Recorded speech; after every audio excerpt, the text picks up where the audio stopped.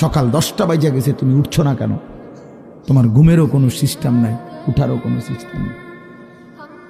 সারা রাত উলঙ্গ ছবি দেখে, নারী দেখে, জিনা ব্যভিচারের দৃশ্য দেখে নাফরমান ঘুমায় আছে।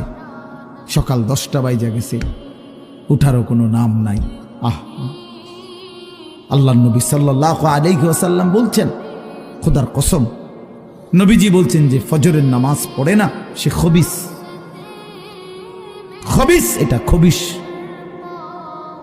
খবিসান নফস।